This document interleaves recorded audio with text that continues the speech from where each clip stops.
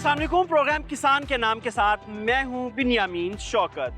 पाकिस्तान की एक्सपोर्ट का तकरीबन 80% हिस्सा ज़राअत पर मुश्तमिल है और इस 80 में से 15 से 20% हिस्सा कपास से हासिल किया जाता है। दुनिया भर में कपास की पैदावार और एक्सपोर्ट में इजाफा हो रहा है, मगर बदकिस्मती से पाकिस्तान में मुसलसल ये शोबा गिरावट का शिकार है। 16 मिलियन गांठ पैदा करने वाला मुल्क पिछले साल 4 मिलियन तक पहुंच चुका था। साल 2023 को कपास की बहाली का साल करार दिया जा रहा है। हुकूमत की तरफ से बर वक्त इकदाम करते हुए कपास की फी मन कीमत 8,500 रुपए मुकर्रर की गई है। इसके अलावा अच्छी पैदावार हासिल करने वाले किसान को 15 लाख रुपए इनाम देने का भी फैसला किया गया है, मगर आदादो शुमार बता रहे हैं कि अभी किसान का एतमाद बहाल नहीं हुआ कि वो ज्यादा रकबे पर कपास काश्त करे।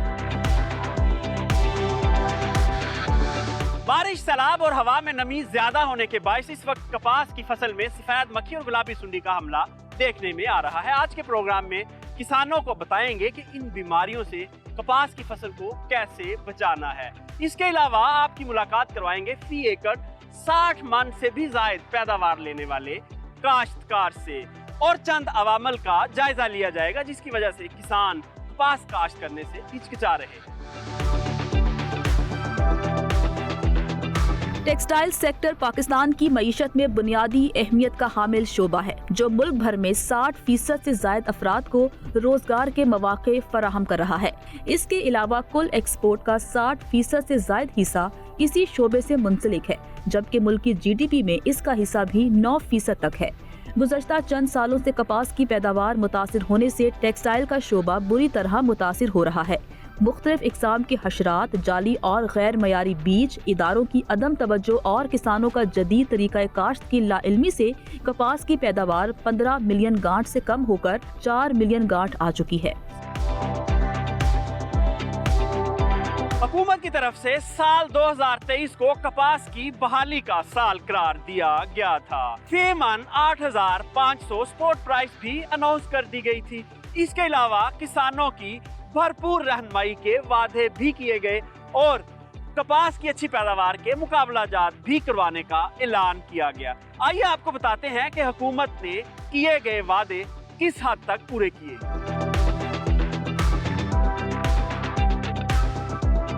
रवा साल हुकूमत की तरफ से पाकिस्तान भर में 6.6 मिलियन एकड़ रकबे पर कपास काश्त करने का हदफ मुकर्रर किया गया था, जो पूरा न हो सका। सरकारी ज़राए के मुताबिक सिर्फ 6.1 मिलियन एकड़ पर कपास काश्त की जा सकी, जबकि आजाद ज़राए के मुताबिक ये रकबा 5 मिलियन एकड़ से भी कम है। एक्सपोर्ट की बात करें तो सूती धागे की बरामदात 30% कम होकर $844 मिलियन हो गई, जबकि सूती कपड़े की बरामदात जून जुलाई 2023 में 17% कम होकर $2,000 मिलियन तक रह गई। साल 2023 में हुकूमत की तरफ से पंजाब में तकरीबन 8 मिलियन गांठ पैदा करने का हदफ मुकर्रर किया गया था। सिंध में 4 मिलियन, बलोचिस्तान में 4 लाख, जबकि खैबर पख्तूनख्वा में सिर्फ 4,000 बेल्स पैदा करने का हदफ था। हदफ तो पूरा न हो सका, मगर किसानों का रुझान कपास की तरफ देखने में जरूर आया। अगर हुकूमत की तरफ से इस तरह की काविशें की जाती रही तो हम कपास की पैदावार में खोया हुआ मकाम दोबारा हासिल कर सकते हैं। हम इस वक्त कपास के एक खेत में कपास के काश्तकार के साथ मौजूद हैं और हमारे साथ इस वक्त मोहम्मद शकील मौजूद हैं। उनसे पूछते हैं कि इस साल क्या मसले मसाइल रहे कपास के काश्तकारों के साथ। अस्सलाम वालेकुम। जी वालेकुम सलाम। सबसे पहले बताएं कि इस साल पैदावार कैसी हुई है? सर पैदावार बीमारी के हवाले से पैदावार बहुत कम हुई है। क्या कितनी फी मन आई अब तक? तो सर आई है तकरीबन कोई सर 15 से 20 मन। तो मजीद कितने आने के इम्कान है? और सर को 5-7 मन और आएगी। अच्छा, यानी इस हिसाब से आपकी 20 से 25 मन के दरमियान? जी 25 मन तकरीबन। सर ये बताएं कि इस वक्त जो गवर्नमेंट का ऐलान करदा रेट था 8,500 रुपये, उस पर बिक रही है आपकी कपास? सर उस पर कपास नहीं बिकी, और दूसरा उसमें यह था कि वो गवर्नमेंट ने जो ऐलान किया उस पर पूरा उतरे ही नहीं। इसमें यह था मंडी की अपनी मर्जी से जो दो तीन जिम्मेदार वो थे अपना इसके आड़ती थे या वो 2 खरीदार जिन मिल वाले थे, उन्होंने अपनी मर्जी से खरीदा था। 6,000 से लेके 7,000 रुपये तक खरीदा है। अच्छा ये बताएं कि आप मकई भी लगाते हैं, कपास भी लगाते हैं, तो अगले साल किस फसल को आप तरजीह देंगे? मक्की बेहतरीन फसल है। जाते बिक जाती है, ना कोई उसको सूखने का मामला है, ना कोई उसका कोई गीले का मामला है, वो बिक जाती है, उसका प्रॉफिट डबल है। वो 3 माह की फसल है, ये 6 माह की फसल है। जी सर, आपके वक्त का बहुत शुक्रिया। ये थे जिला कसूर के एक कपास काश्त करने वाले किसान जो अपने मसाइल बता रहे थे, और उनका ये भी कहना था कि अगले साल वो कपास की बजाय मकई की फसल काश्त करना पसंद करेंगे क्योंकि उसमें मुनाफा ज़्यादा है। आइए आपको पाकिस्तान भर से कपास काश्त करने वाले किसानों की सूरत हाल से आगाह करते हैं। जो इससे पिछले साल जो हमने कपास की काश्त की है वो तकरीबन 5 एकड़ थी। इस दफ़ा जो है ना हमने 10 एकड़ कपास की काश्त की है, ताकि हमें पता चला कि जो महकमा ज़राअत की तरफ से जो सिफारिश करदा जो हैं बीज और कहें का मंजूर शुदा बीज जो है ना हमें अच्छे तरीके से मिल रहे हैं, और जहरें भी कहें का सही तरीके से मिल रही हैं। कहें का उनका छिड़काव जो हमने किया है वो मक्खी और कीड़े का भी तदारक भी हो चुका है। इस दफ़ा हमारी जो है ना 15 मन जो है ना एकड़ फी एकड़ जो है ना पहली चुनाई हो चुकी है। तवक्को करते हैं कि हमारा एकड़ जो है ना वो 50 मन तक जो है वो चला जाएगा। जी सरकारी रेट पे हम दे रहे हैं, कपास का रेट हमें सही मिल रहा है। गवर्नमेंट जो 50 रुपये निकाला चाहे उससे हमें बहुत खुशी हुई थी, वही रेट पे हम कपास दे रहे हैं। अब हमने 12 एकड़ पे लगाई है, आंदा हम 15-16 एकड़ लगाएंगे। तेरी मैं टाइम नाल बीटी बीज ली, बीटी ਦੇ ਨਾਲ ਮੈਨੂੰ ਰੇਟ ਵੀ ਸਹੀ ਮਿਲਿਆ ਸਰਕਾਰੀ। ਇਹ 8 ਕਿੱਲੇ ਤੇ ਮੇਰੀ ਸਮਝ ਤਾਂ 200 ਮਣ ਮੈਂ ਚੁਗ ਲਈ। ਹੁਣ ਆਖਰੀ ਜਿਹੜੀ ਮਾੜੀ ਮੋਟੀ ਇਹ ਪਤਾ ਨਹੀਂ 50 ਹੁੰਦੀ ਹੈ 30 ਹੁੰਦੀ। मैंने पिछले साल 5 एकड़ कपास लगाई थी, इस दफ़ा मैंने 10 एकड़ लाई, और इस दफ़ा हुकूमत ने भी अच्छा रेट निकाला, 8500 रुपये मन। मेरी फ़ी एकड़ जोन सी है तकरीबन 15 मन आ चुकी है। उम्मीद है 50 तक मैं पहुँच जाऊँगा। कपास के काश्तकारों को इस वक्त फील्ड में क्या मसाइल पेश आ रहे हैं, ये जानने के लिए इस वक्त हम असिस्टेंट डायरेक्टर ज़राअत पत्तों की साजिद साहब के साथ मौजूद हैं। उनसे पूछते हैं कि किसान किस तरह के मसाइल फेस कर रहे हैं। जी साहब जी वालेकुम अस्सलाम। सबसे पहले बताएं कि इस वक्त ये जो कपास खड़ी है, इस तरह की और भी आपके ज़ेरे एहतमाम काफ़ी फील्ड्स हैं, तो क्या क्या शिकायत आ रही हैं आपको? जी इस वक्त जो कॉटन पिकिंग के मराहल में है और सकिंग इंसेक्ट और का इस वक्त अटैक है, और उसके लिए ज़िम्मेदार उसकी मुख्तलिफ दवाइयाँ इस्तेमाल ज़रूरी अद्वियात इस्तेमाल कर रहे हैं, और उनको कंट्रोल के लिए अच्छे तरीके से उसको अप्लाई कर रहे हैं, और पैदावार भी ज़्यादा मुतवक्की है। अच्छा ये बताएं कि सकिंग इंसेक्ट की आपने बात की, तो जो गुलाबी सुंडी है उसका अटैक है इस वक्त? नहीं, अभी बहुत कम है। इसमें वाइट फ्लाई और जेसड का इस वक्त अटैक है। गुलाबी का कुछ है, लेकिन इतना ज़्यादा अटैक नहीं। तो किसान किस तरह कंट्रोल कर रहे हैं या आउट ऑफ कंट्रोल हो रही है वाइट फ्लाई? नहीं, कंट्रोल कर जो सही तरीके से और टाइमली अप्लाई कर रहे हैं वो कंट्रोल हो रही है। अच्छा ये बताएं कि इस खेत में किसी जगह हमें इंटीग्रेटेड पेस्ट मैनेजमेंट सिस्टम नहीं नज़र आ रहा, जबकि गवर्नमेंट के रूल्स के मुताबिक हर खेत में वो होना चाहिए, तो क्या वजह है हम खाली केमिकल से क्यों पेस्ट को कंट्रोल करने की कोशिश कर रहे हैं? जो मरबूत निज़ाम है, जो इकोसिस्टम को भी सपोर्ट करता है, जो किसानों के लिए भी आसान है, जो माहौल को भी ठीक रखता है, जो जेब पे भी भारी नहीं है, तो उस तरफ क्यों नहीं आ रहे किसान? ये जैसे आपने IPM की बात की है, ये एक पूरे एक सिस्टम का नाम है। इसमें सारे लोग इन्वॉल्व होंगे, उनको जो बायोलॉजिकल कंट्रोल, केमिकल कंट्रोल, ये सारी चीज़ों को एक छतरी तले लाएंगे तो, और सारे ज़िम्मेदार करेंगे तो फिर होगा। अच्छा ये बताएं कि इस वक्त जो मुख्तलिफ किसान हमें बता रहे हैं कि प्राइस पूरी नहीं मिल रही, एवरेज प्राइस जो है वो इस वक्त 7,000 के करीब है, तो आप क्या समझते हैं कि 8,500 प्राइस ज़्यादा थी जो इस वक्त किसान को नहीं मिल रही? वो प्राइस नहीं, प्राइस ज़्यादा नहीं थी क्योंकि कास्ट इतनी ज़्यादा बढ़ गई है, लेकिन लोकली जो है ना, जो जैसे हमारी पत्तों की मार्केट है, यहाँ पे जो ख़रीदार हैं वो एक आध है, और वो अपनी मर्ज़ी से जो ख़रीदता है, और उसकी यही है 7500 कभी आ जाती है, कभी 8,000 के करीब। अच्छा हमारे राइट साइड पे इस वक्त मकई काश्त हुई है और लेफ़्ट साइड पे कॉटन है। मकई वाला काश्तकार इस वक्त 100 मन से ज़्यादा पैदावार ले रहा है फ़ी एकड़। साल में 2 से 3 फसलें लग जाती हैं, और इसकी अगर कॉस्टिंग की बात करें तो इसके अखराजात कपास से कम हैं और मुनाफा जो है वो 2 लाख से ज़ायद है। तो मुझे ये बताएं कि इस फसल की मौजूदगी में, मकई की मौजूदगी में, किसान कपास क्यों काश्त करेगा? जी बिल्कुल, कॉटन को प्रेफर नहीं करेगा कि उसके प्रॉफिटेबिलिटी उसमें बहुत कम हो जाती है। जी सर, आपके वक्त का बहुत शुक्रिया। किसानों को जब तक कीमत पूरी नहीं मिलेगी कपास की, उस वक्त तक हम एरिया नहीं बढ़ा सकते और उम्मीद की जा रही है कि अगले साल किसान शायद इससे भी कम रकबे पर कपास काश्त करें।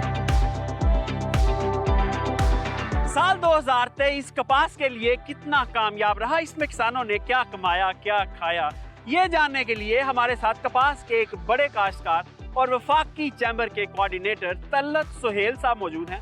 उनसे पूछते हैं कि ये साल कपास की काश्त के लिए और काश्तकारों के लिए कैसा रहा।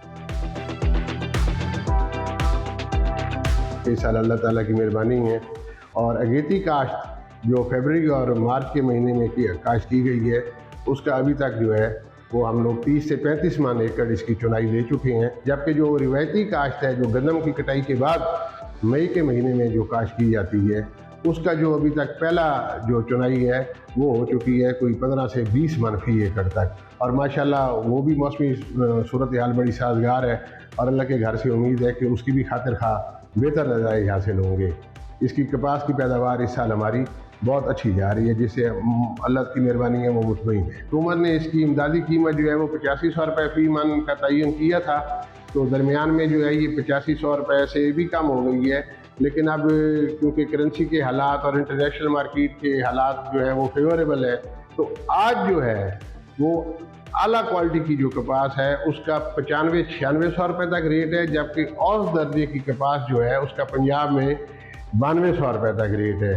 तो ओवरऑल मतलब है अगर आज के मैं हिसाब से बताऊं तो पंजाब में इसका जो निर्ख है वो आप समझ लें कि औसतन 9300-9400 रुपया तक इसका रेट है। आने वाले साल में भी इसकी जो है, क्योंकि अब फिजिबिलिटी के लिहाज से ये बेहतर पैदावार आ रही है और कीमतें भी बेहतर है, तो आने वाले सालों में इंशाल्लाह कपास की काश्त में इजाफा होगा और कपास की काश्त में इजाफा होना भी चाहिए, क्योंकि हमारी मुल्क की मईशत के लिए जो फॉरेन एक्सचेंज अर्निंग सोर्स है वो कपास है। हमारा बेशतर हिस्सा जो है वो एक्सपोर्ट का वो टेक्सटाइल के ऊपर है और टेक्सटाइल के अंदर जो है वो कपास की मकामी खाम माल जो है उसका इस्तेमाल ही ज़रूरी है।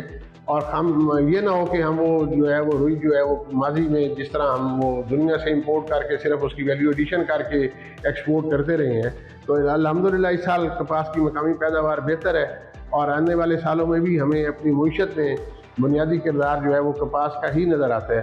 तो जितनी इसकी कपास की काश्त ज़्यादा होगी उतना हमारी मुल्क की मईशत में इस्तेकाम पैदा होगा और ये कौमी जज्बा है, कौमी फरीज़ा समझकर जो है कपास ज़ाती तौर पर भी इसके फ़वाइद हैं और कौमी लेवल के ऊपर भी इसके फ़वाइद जो है वो हमें हासिल हो रही हैं।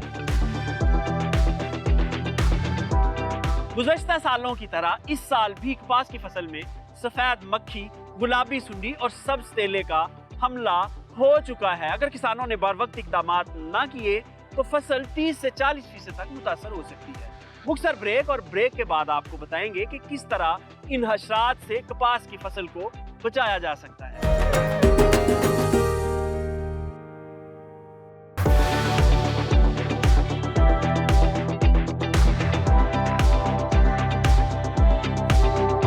Welcome back. इस साल भी कपास की फसल में सफेद मक्खी और गुलाबी सुंडी का हमला शिद्दत इख्तियार कर चुका है। ऐसा मौसम जब हवा में नमी और गर्मी की शिद्दत हो, ये हशरात नमूदार होते हैं और फसल की तबाही का बाइस बनते हैं। आइए आपको इनकी चंद अलामात बताते हैं। कपास का सबसे बड़ा दुश्मन कीड़ा सफेद मक्खी है, जिसने न सिर्फ कपास की फसल को तबाह कर रखा है बल्कि इसमें 0.5 मिलीमीटर कीड़े ने पाकिस्तान की मईशत को हिला कर रख दिया है। बालिग सफेद मक्खी का जिस्म पीला पर सफेद सफूफ से ढके होते हैं। आमतौर पर मादा सफेद मक्खी पत्तों की निचली सतह पर तकरीबन 110 अंडे देती है। 3 से 5 दिन में बच्चे अंडों से बाहर निकल आते हैं, जो तकरीबन 3 से 4 हफ्ते में जवान हो जाते हैं। बालिग मक्खी 8 से 10 दिन जिंदा रहती है। एक साल में सफेद मक्खी 10 से 12 नस्लें मुकम्मल कर लेती है। यूं सफेद मक्खी को बर वक्त कंट्रोल न किया जाए तो एक मक्खी हजारों की तादाद में मल्टीप्लाई हो जाती है। अगर आपके पत्तों की निचली सतह पर 5 सफेद मक्खी या इसके बच्चे नजर आएं, तो समझ लें कि खतरे की घंटी बज चुकी है। किसान भाइयों, कपास इस वक्त इंतहाई क्रिटिकल स्टेज पर है और इस वक्त अगर गुलाबी सुंडी और सफ़ेद मक्खी और दीगर हशरात को कंट्रोल ना किया गया तो आपकी पैदावार मुतासर हो सकती है। इन हशरात को कैसे कंट्रोल करना है, ये जानने के लिए इस वक्त हमारे साथ डॉक्टर हारून गनी साहब मौजूद हैं। उनसे पूछते हैं कि किसानों को इस वक्त क्या स्ट्रेटजी अपनानी चाहिए कि इन हशरात से फसल को बचा सकें। उसमें ये है कि अब हम किसानों को रहनुमाई करते हैं कि उसको बाकायदा पेस्ट स्काउटिंग करें। हम हफ्ते में 2 दफ़ा रिकमेंड करते हैं कि उसकी जो रस चूसने वाले या दूसरी सुंडियाँ हैं उसके लिए पेस्ट स्काउटिंग करें और IPM टेक्निक पे जाएं। सफ़ेद मक्खी के लिए हम कहते हैं कि उसकी बाकायदा पेस्ट स्काउटिंग करें। उसके लिए हमारा जो माशी लेवल है, बच्चे या बालिग या दोनों मिला के 5 फीट पता है और ये पत्ते की निचली सतह पे वो रस चूसती हैं सफ़ेद मक्खी, और उसके तारक के लिए हम कहते हैं अच्छा, किसान अक्सर जब पेस्ट स्काउटिंग करते हैं तो वो ऊपर से करते हैं, जबकि सफ़ेद मक्खी नीचे बैठी होती है।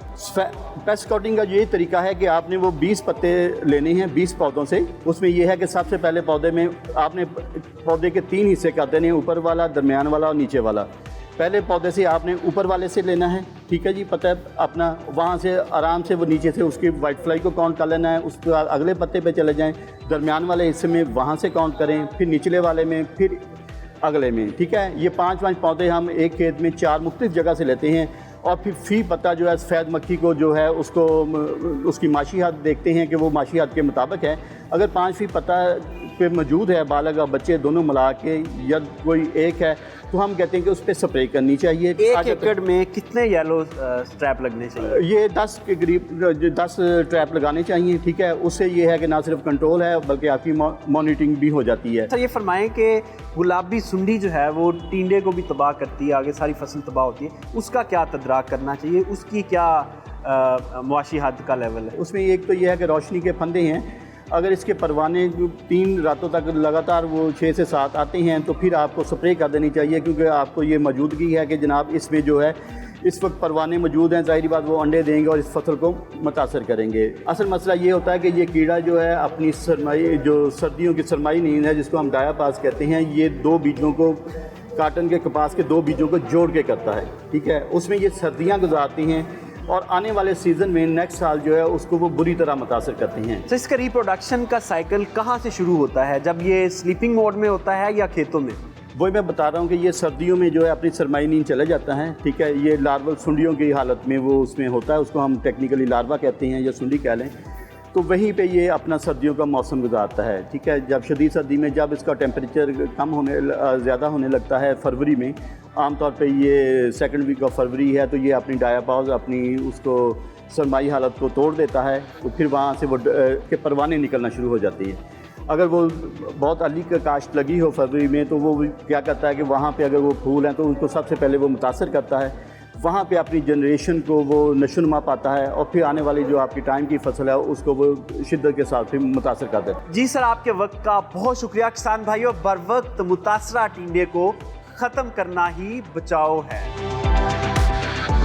अक्सर देखने में आया है कि किसान कपास के आखिरी चंद हफ्तों में उसकी टेक केयर ठीक से नहीं करता, जिसकी वजह से पैदावार में नुमाया कमी वाक़ई होती है। आइए आपको प्लांट प्रोटेक्शन के माहिरीन के पास लिए चलते हैं, उनसे पूछते हैं कि किसानों को कपास के आखिरी 4-5 हफ्तों में क्या क्या खादें डालनी चाहिए ताकि कपास की पैदावार अच्छी आ सके। कपास के पौधे से ज़्यादा अरसे तक पैदावार लेने के लिए ज़रूरी है कि प्लांट प्रोटेक्शन का खास तौर पर ख्याल रखें।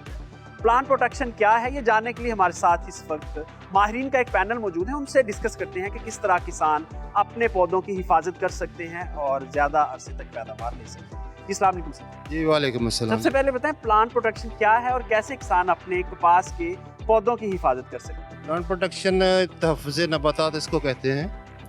इसका मकसद ये है कि पौधों को कीड़ों और बीमारियों से बचाना। बेहतर तरीका ये है कि पौधे का जो है कीड़े और बीमारी के देखने के साथ साथ उसके कंट्रोल के अलावा उसकी खुराक का खास तौर पर ख्याल रखें। जी डॉक्टर अमजद साहब, आप फरमाएं कि कौन कौन सी माइक्रो या मैक्रो फर्टिलाइज़र की ज़रूरत होती है इस वक्त, तो किसान क्या गलतियां करता है? जी बहुत शुक्रिया।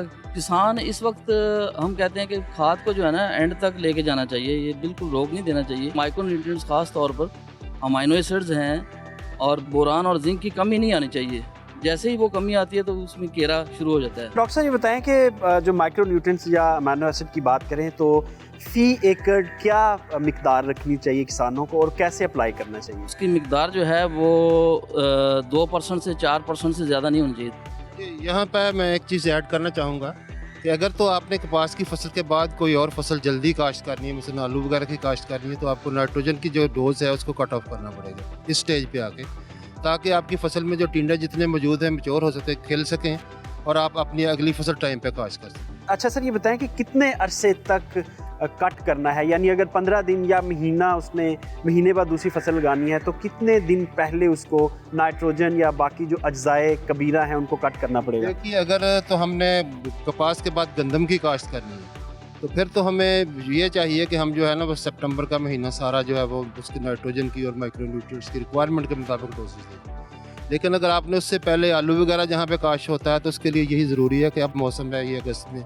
एंड अगस्त में आप नाइट्रोजन कट ऑफ कर दें। अच्छा अमजद साहब जो पेस्टिसाइड इंसेक्टिसाइड वगैरह स्प्रे हैं ये कब कट ऑफ करने चाहिए किसानों को कपास की फसल से? मशवरा है ज़िम्मेदार भाइयों के कि वो आखिर तक जो है ना रस चूसने वाले कीड़े खासतौर पर जैसे और सिर्फ वो इनडायरेक्ट डैमेज करते रहते हैं, उनको कंट्रोल भी ज़रूर करना है और स्प्रे नहीं रोकनी। पर मैं एक चीज़ ऐड करूँगा कि आपने जब दूसरी आपकी फसलें भी यहाँ पर जो शुरू हो रही हैं, यही कीड़े यही तो तेले हैं ये आपकी दूसरी फसल पे आलू पे मुंतकिल होते हैं। आपने जिस खेत से पैदावार ले ली है आपने अगर उसको नहीं रखना तो उसको हार्वेस्ट करें, उसमें हल चलाएं, उस फसल को ख़त्म करें ताकि वो कीड़ों का सोर्स वो वहाँ से ख़त्म हो जाए और दूसरी फसल पर मुंतकिल ना हो। ये बहुत ज़रूरी है स्टेज। जी जाहिद साहब और अमजद साहब आपके वक्त का बहुत शुक्रिया। किसान भाइयों अगर लंबे अरसे तक कपास से आप पैदावार लेना चाह रहे हैं तो प्लांट प्रोटेक्शन के प्रोटोकॉल्स का आपको खास ख्याल रखना है। माहिरीन के मुताबिक कपास की फसल से उस वक्त तक मुनाफा हासिल नहीं किया जा सकता जब तक फी एकड़ पैदावार 50 मन से जायद ना हो, मगर हमारी पैदावार 30 से 35 मन फी एकड़ है। हमारे कुछ ऐसे किसान भी हैं जो 60 मन से जायद फी एकड़ पैदावार ले रहे हैं। मुख्तसर ब्रेक और ब्रेक के बाद आपकी मुलाकात करवाएंगे ऐसे ही किसानों से और उनसे पूछेंगे 60 मन फी एकड़ कपास पैदा करने के राज। स्टे विद अस।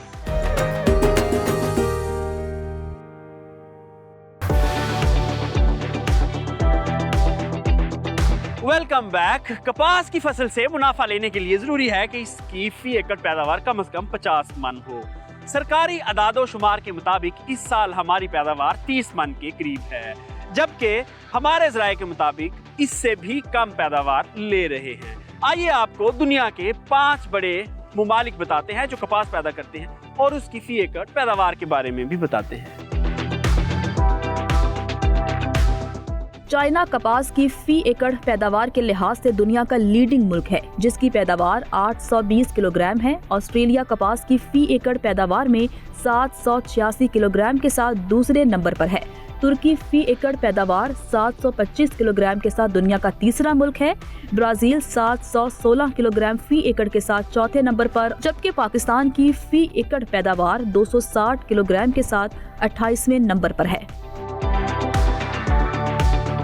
कपास के काश्तकारों के मसाइल क्या हैं और हुकूमत उनको हल करने के लिए क्या इक़दाम कर रही है, ये जानने के लिए इस वक्त हम किसान इत्तेहाद पाकिस्तान के सदर जनाब खालिद महमूद खोखर साहब के साथ मौजूद हैं। उनसे इस बारे में मज़ीद जानते हैं। अस्सलाम वालेकुम। जी वालेकुम अस्सलाम। फरमाइएगा इस साल क्या चीदा मसाइल रहे हैं किसानों को? देखें जी, लेट वालों को भी अर्ली वालों को भी इस वक्त खाद चाहिए।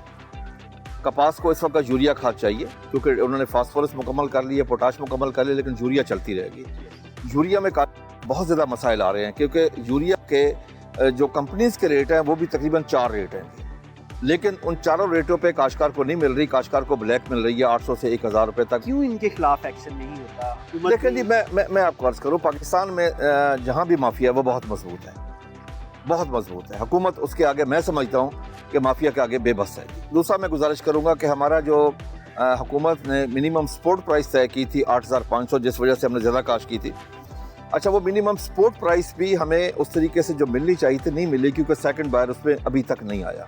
टीसीपी को आना चाहिए था लेकिन अभी तक टीसीपी को उसमें शामिल नहीं हुआ। किसकी जिम्मेदारी थी टीसीपी? ये हुकूमत पाकिस्तान की जिम्मेदारी थी कि वो टीसीपी को लेके आते हैं, क्योंकि टीसीपी हुकूमत पाकिस्तान के अंदर है, सूबों के अंडर नहीं है। ये फरमाएं कि कुछ हमारी किसानों से बात हुई है फील्ड में, तो वो कुछ इस तरह का तासुर दे रहे हैं कि अगले साल वो कॉटन काश्त नहीं करेंगे। वजह यह है कि जो कंपेटिटिव क्रॉप्स हैं जैसे चावल है या मकई है, इनसे फी एकड़ मुनाफा ज़्यादा आ रहा है किसान। देखिए सर, मैं आपको अर्ज करूँ, काश्तकार की एक अपनी इकोनॉमिक्स है, उसने अपना फ़ायदा नुकसान देखना है, उसके मुताबिक उसने फैसला करना है। काश्तकार किसी के कहने पे फैसला नहीं करता। अच्छा, हमारी हर चीज़ इंटरनेशनल मार्केट के साथ, इनपुट सारे इंटरनेशनल मार्केट के साथ, तो क्या वजह है जो हमारी प्रोड्यूस है वो इंटरनेशनल मार्केट के साथ अटैच क्यों नहीं की जाती? ये बदकिस्मती है हमारी, पाकिस्तान की बदकिस्मती है, मैं अपने मुल्क की बदकिस्मती कहूँगा, फार्मर से हट के। ये फरमाएं कि अगले साल भी जाहिर है किसानों ने कपास लगानी है, तो क्या तजावीज़ देंगे हुकूमत को?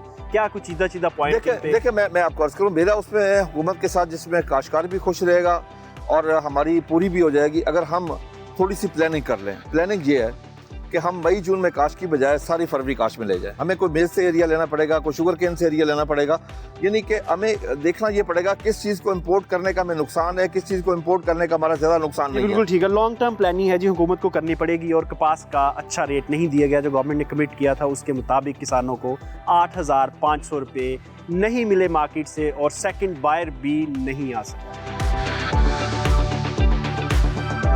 कम सही मगर पाकिस्तान में भी कामयाबी की हौसला अफजा दास्तानें मौजूद हैं। हमारे किसान फी एकड़ कपास की एवरेज पैदावार 25 से 30 मन ले रहे हैं, जबकि मुल्तान के एक किसान राना ज़िया ने 60 मन पैदावार ली है। आइए आपकी मुलाकात करवाते हैं राना ज़िया से और उनसे पूछते हैं कामयाबी के खुफिया राज।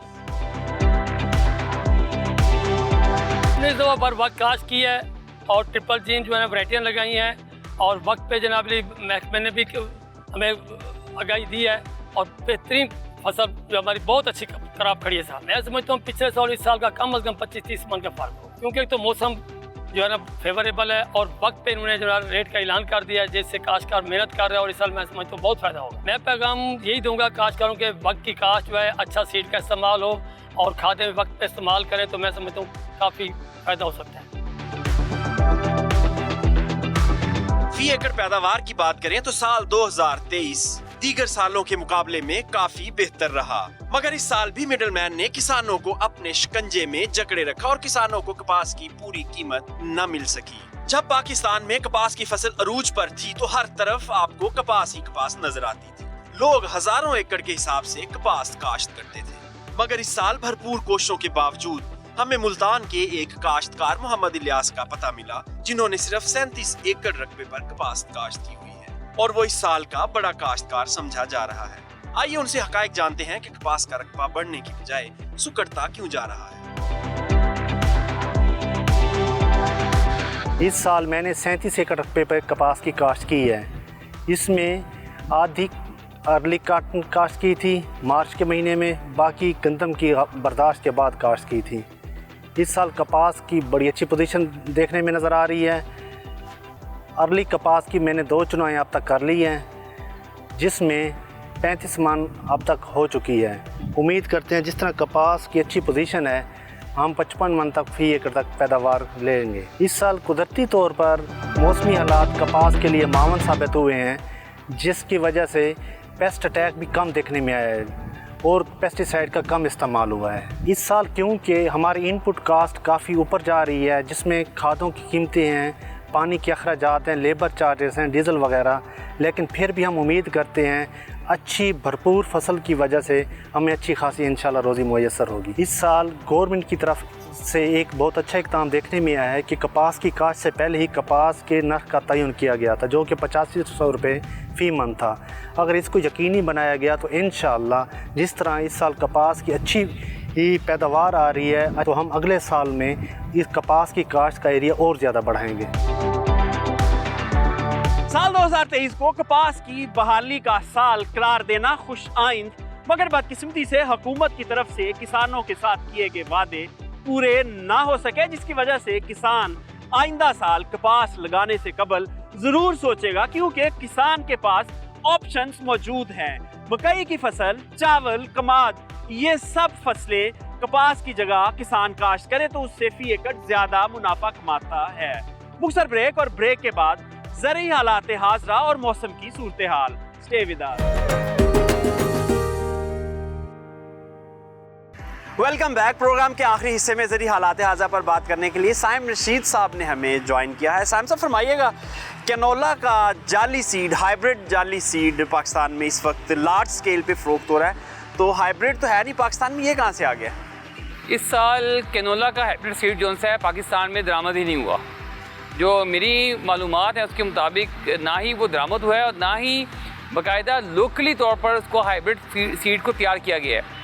इस वक्त जितनी भी कंपनीज़ हैं वो कैनोला का हाइब्रिड दरामदी हाइब्रिड सीड कह के बेच रही हैं और फेडरल सीड सर्टिफिकेट के उनको टैग लगे हुए हैं। वो सारे का सारा या राया है या सरसों है और ये किसानों के साथ एक बहुत बड़ा धोखा किया जा रहा है। तो साइम भाई इसका क्या फ्यूचर में इसका इम्पैक्ट क्या आएगा हमारे? देखिए इम्पैक्ट इसका वही आता है ना कि आप कैनोला बेसिकली मीठी सरसों है, आपकी जो तेल की क्वालिटी है वो डिस्टर्ब होती है।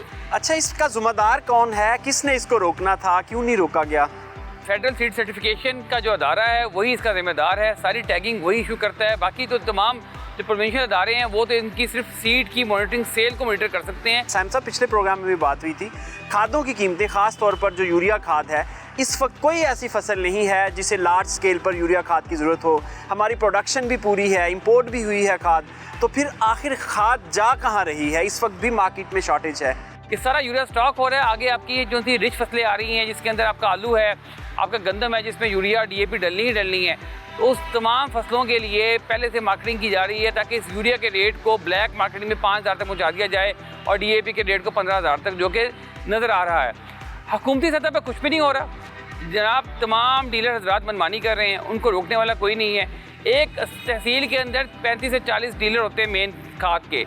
असिस्टेंट कमिश्नर क्या इतना ही बेअसर है या इतना ही उसके पास इंफॉर्मेशन नहीं है कि उनको पकड़े, उनके स्टोर चेक करे? ले रहा है हमारे निगरान वज़ीर आला मोहसिन नकवी साहब बड़े एक्टिव थे शुरू के दिनों में और ज़राअत में उन्होंने बड़े अच्छे इक़दाम भी किए, ख़ास तौर पर जाली ज़री अद्वियात के ख़िलाफ़ उन्होंने क्रैकडाउन किया। लेकिन ये जो खाद वाला मामला है, क्या उनके नोटिस में नहीं है ये बात? मोहसिन नकवी साहब ने ज़री अद्वियात के ख़िलाफ़ तो बहुत अच्छा क्रैकडाउन किया था, उसके खातिर ख्वाह नताइज आए, लेकिन खादों के मामले में वो बिल्कुल खामोश हैं। पता नहीं शायद उनके ऊपर भी कोई इन्फ्लुएंस है, असर है या दबाव है इसका। साइम साहब, जब देखें मार्केट में, एक्सपोर्ट मार्केट में जाएंगे तो फिर हमारी इनपुट कॉस्ट तो ऑब्वियसली ज़्यादा होगी। हमारा किसान यही बात है कि यूरिया की आपकी प्राइस इंडिया से 4 गुना ज़्यादा है और DAP की प्राइस आपकी उससे 2.5 गुना ज़्यादा है। और उसके बाद अब कहते हैं कि हमारा फार्मर जो है वो इंटरनेशनल मार्केट को कम्पीट करे, कैसे कर सकता है वो? आप बात करेंगे गंदम की इस वक्त इंडिया में कीमत भी इतनी ही जा रही है, 3600-3700 पाकिस्तानी पर मन की कॉस्ट कर रही है। हमारी गंदम की 4500-4600 रुपये है, लेकिन गंदम में अगर आप 20% हमारी मार्केट अप है पाकिस्तानी करेंसी के हिसाब से, लेकिन खादों में तो आप 400% आप यूरिया महंगा है, 250% DAP महंगा है और इसी तरह बिजली भी तो महंगी है।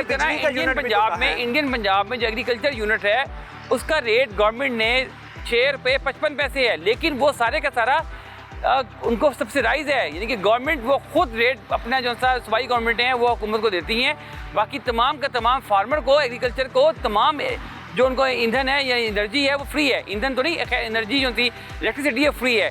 ये इतना बड़ा डिस्टेंस है, इतना बड़ा फ़र्क है ये इंडियन एग्रीकल्चर में, पाकिस्तानी एग्रीकल्चर में, कि इंडिया में 10 एकड़ का फार्मर भी खुशहाल है, पाकिस्तान में 50 एकड़ का फार्मर भी परेशान है।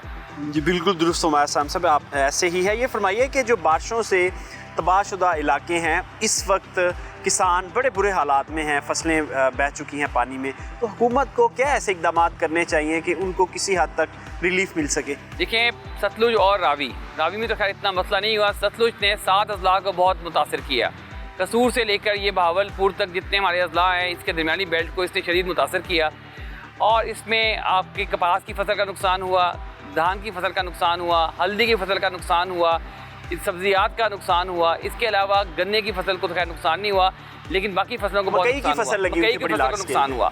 अब मैं तो बिल्कुल तवक्को नहीं रखता कि गवर्नमेंट इनको कुछ रिलीफ दे सकेगी, क्योंकि हुकूमत इस वक्त पाकिस्तान में किसी और चीज़ में बिजी है, तो रिलीफ का तो सवाल ही पैदा नहीं होता। तो मेरा हुकूमत वक्त से ये गुजारिश है कि आप इन फार्मर्स को इनकी बाकायदा डेटा इकट्ठा किया जाए और इनको इंटरेस्ट फ्री लोन दे दिए जाएं ताकि ये अपनी अगली फसल की बिजाई कर सकें, और जो इनके घर बह गए हैं या इनके माल मवेशी हो गए हैं उनका नुकसान का अजाला किया जाए। अगर आप अजाला इनको नहीं कर सकते तो कम से कम लोन दे दें इंटरेस्ट फ्री, कि लोन के ऊपर भी बहुत ज़्यादा मार्कअप है, ये कहाँ से पे करेंगे, और ये इंटरेस्ट फ्री लोन कम से कम अगले 5 साल में पे बैक हो। अब वरना सैम साहब ये आड़ती के हथी आ जाएंगे और आड़ती इनको सब स्टैंडर्ड चीज़ें देगा और अपनी प्राइस के ऊपर इनसे चीज़ें खरीदेगा। विशियस घिनौना साइकिल है आरती का। आरती इनको इस वक्त इनकी तमाम फाइनेंशियल रिक्वायरमेंट पूरी करने के चक्कर में इनको जो उधार पैसा देगा उसके वो कई गुना ज़्यादा ज़री मुदाखल की शक्ल की महंगी शक्ल में इनसे पूरा करेगा। जी साइम साहब बिल्कुल दुरुस्त फरमाया। मौसम की बात हो रही है तो असलम चौधरी साहब हमारे साथ मौजूद है, उनसे पूछते हैं कि अगला हफ्ता मौसम कैसा रहेगा पाकिस्तान में। जी सर सलाम को फरमाइएगा। शुक्रिया बिनेमिन। आने वाले वीक के दौरान मौसम की सूरत हाल इस तरह रहने का इम्कान है। सुबह पंजाब में इस्लामाबाद समेत पुठार रीजन जिसमें चकवार, रावलपिंडी, अटक और गुजरांवाला, सियालकोट, लाहौर। अपर पंजाब में लाइट टू मॉडरेट बारिश का इम्कान है। साउथ पंजाब में मौसम गर्म और खुश्क रहने का इम्कान है। सिंध के अक्सर इलाकों में मौसम गर्म और खुश्क रहने का इम्कान है। सुबह बलूचिस्तान में ज़्यादातर इस समय मौसम खुश्क रहने का इम्कान है। केपी के अपर केपी जिसमें मालाकंड, मर्दान वगैरह शामिल है, इनमें बारिश हो सकती है। और नॉर्दर्न एरिया जिसमें गिलगित बल्तिस्तान और कश्मीर शामिल है, इनमें आने वाले वीक के दौरान बारिश का इम्कान है। जी ठीक है सर, ये भी बता दें कि दर्जा हरारत कितने रहने के इम्कान हैं? जी टेम्परेचर की बात की जाए तो इस्लामाबाद में maximum temperature 36 degree centigrade, Lahore में 38 डिग्री सेंटीग्रेड, कराची में 34 डिग्री सेंटीग्रेड, कोयटा में 36 डिग्री सेंटीग्रेड, पेशावर में 37 डिग्री सेंटीग्रेड, गिलगित में 34 डिग्री सेंटीग्रेड और मुजफ्फराबाद में 37 डिग्री सेंटीग्रेड रहने का इम्कान है। जी आने वाले वीक के दौरान पाकिस्तान के तमाम मेजर जो दरिया हैं इनमें कोई सिग्निफिकेंट फ्लड का कोई चांस नहीं है, लेकिन जो सतलज में गंडक सिंह वगैरह और नीचे सुलेमान के में पानी अभी फ्लोज़ हैं और आने वाले दिनों में भी फ्लोज़ इतने ही जारी रहने का इम्कान है। जी असलम चौधरी साहब आपका बहुत शुक्रिया। साइंस साहब फरमाइएगा, दर्जा हरारत डाउन जा रहा है और अगले जो सीज़न है हमारी क्रॉप्स का वो शुरू होने वाला, क्या कहेंगे आप? देखें दर्जा हरारत जो सा है अभी अगले 10 दिन में तो खुशहाली रहेगी और कुछ इलाकों में दर्जा हरारत जो सा है वो 40 को टच करेगा, और लेकिन इसके बाद जो सा दर्जा हरारत जो सा है वो डाउन ही होगा, आपका डे बाय डे गिरेगा। लेकिन ये बेहतर दर्जा हरारत होता है। 25 से 35 डिग्री सेंटीग्रेड जो टेम्परेचर होता है ये किसी भी फसल के लिए बहुत ऑप्टिमम होता है, इसको बेहतरीन फसल टेम्परेचर कहा जाता है। और लेकिन इसमें दुश्वारी पेश आएगी उन फार्मर्स के लिए जो कि अब मकई लगा रहे हैं पकाने के लिए, यानी कि जो इससे चाहते हैं कि इससे बीज कर्नल ले सकें, इसके आप मकई को पका सकें, उनके लिए दुश्वारी आएगी। अगर तो वो साउथ के फार्मर्स हैं वो तो कर सकते हैं, क्योंकि साउथ में 15 नवंबर तक मकई पकेगी और अब लगेगी तो टेम्परेचर डे का जो सा 30+ होता है जैसे पिछले 2 साल में आ रहा है। लेकिन नॉर्थ के जो आपके फार्मर्स हैं उनके लिए मकई जो सी है इस पर पकानी से बेहतर है कि वो चारा जात या साइलेज पे जाए। जी बिल्कुल ऐसे ही। और जो मौसमी सब्जियां उनका वक्त हो चुका है जी, लहसुन लगा सकते हैं, प्याज लगा सकते हैं, इसके अलावा जो गार्डनिंग होती है यानी पौधे वगैरह लगा सकते हैं आप, वो भी बड़ा फार्मर से बड़ी रिक्वेस्ट करेंगे कि हर फार्मर अपने खेतों में दरख्त में इजाफा करे, स्पेशली नीम के बागात लगाए। नीम आपका फ्यूचर का सारा ऑर्गेनिक पेस्टिसाइड है, ये बेहतरीन वक्त है नीम के बागात लगाए जाएँ। आप अपनी फसलों में हर फसल में 1 एकड़ के हिसाब से आपके कम से कम 2 दरख्त होने चाहिए। जी साइम साहब बहुत शुक्रिया। इसके साथ ही प्रोग्राम का वक्त भी ख़त्म होता है, इजाज़त दीजिए, खुदा हाफिज़।